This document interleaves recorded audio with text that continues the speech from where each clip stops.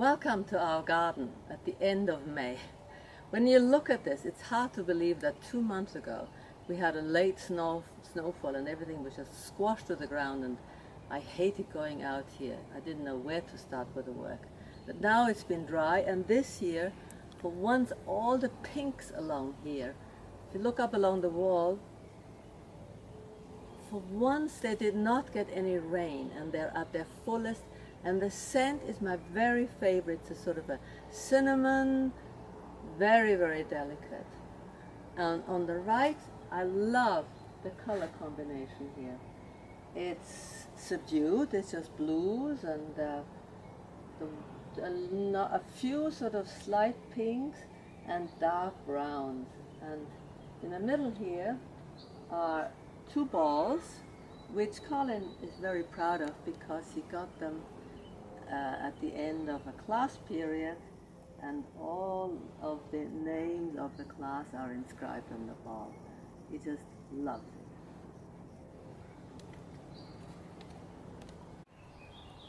When I plant, I first consider the sort of general color scheme, because I always wanted limited in a way so it's calm. But then I also plant in small pictures, and this one here I really think is successful. I like the delicate of the geraniums, which is Kashmir White, one of my favorite geraniums. And the other thing, very, very dainty, is Saxifraga London Pride. And what is most important to me is that I got the first plant from Colin's father, who's been now dead for more than 20 years. And they've multiplied over the years, and I now have enough to give away. But I always point out that originally they come from Colin's father, from England.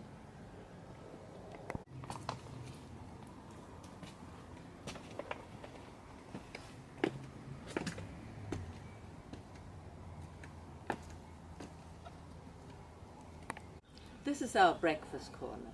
We sit here, shelter from civilization, with a wonderful view of the hills in the distance, the lake, and surrounded by the plants. Along here, this hedge has been a real problem to plant because the hedge is dying out from the inside. It's really ugly. And I didn't have much space to compensate. And planting these salix trees has been really a great idea because they are rain resistant and bright.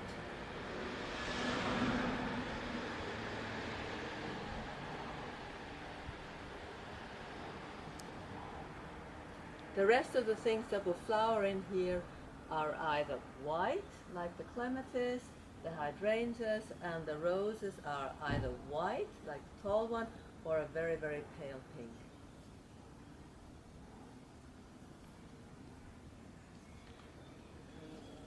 The colors change from the almost white and pale pink to other sort of dark heuchera in there, the dark leaves, which then get picked up here and are combined with yellowy, but sort of it goes from one into the next color. This is the view from the hammock, and once under the birch trees, and once you sit in it, it's very, very difficult to get up. What would be ideal is if somebody would come by with a glass of cool champagne, but even without that, it's wonderful to sit there. This is the main level of our garden, and here, as everywhere in the garden, the color scheme changes continuously. At the moment, it's in orange, whites, and blues. In a few weeks, they will be gone, and it will be roses, which will yellow and orange. Here we look down on the path that we came up, and you can see how everything blends. I've planted throughout a lot of the blue iris because even though the character of the flower bed changes, by having something like a blue iris throughout, it connects them and creates calm and harmony. Yep. As I've said before, this bed is really full of roses. But I love this the best. It comes before the roses, and I like the orange geums and the white stachys, the silvery stachys. and the blue iris and the bluebells, the euphorbias. What of course you have to realize, before the roses can shine, all of these things which will be over, I will have to carefully cut out, not stand on anything, so that if I left all of this as it wilts, it would be just a jungle and the roses wouldn't be able to shine and show their best.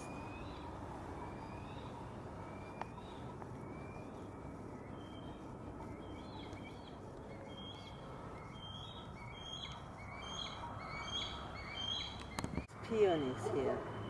This is a very, very full pink, and this is a very open white, very delicate. The thing with the full pink is that they're very heavy when they're really open, and if we have a rainfall, they will droop. At the moment I have a little stand in there that Colin has made for me, but as long as it doesn't rain, they will look grand.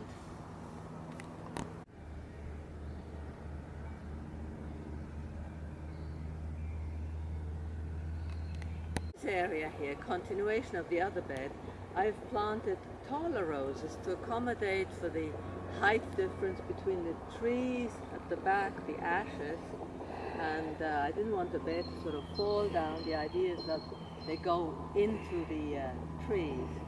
Here I have a little rose that's very special to me. It's called Heidrun, and shortly before Grandma died, also almost about 20 years, we've gone over there and I planted roses for her so that when she goes into the garden she'll have something nice to look at.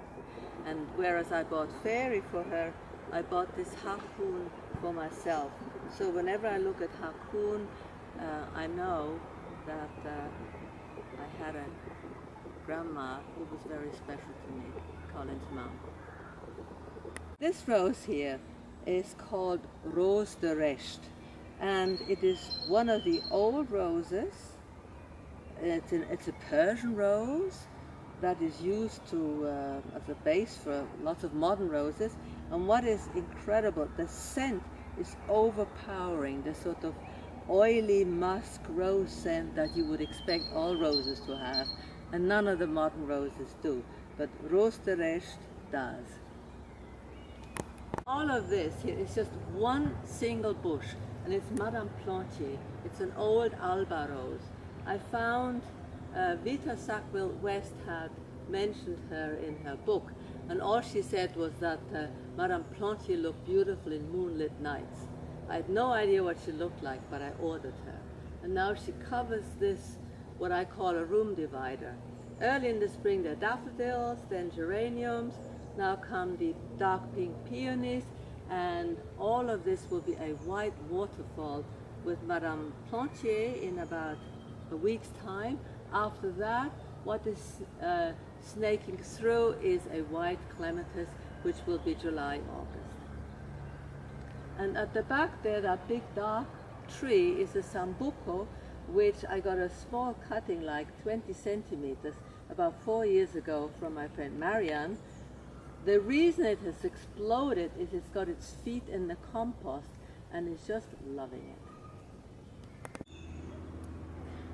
Here at the end of the garden we have our productive end. I have currants, which Colin doesn't like, but I do.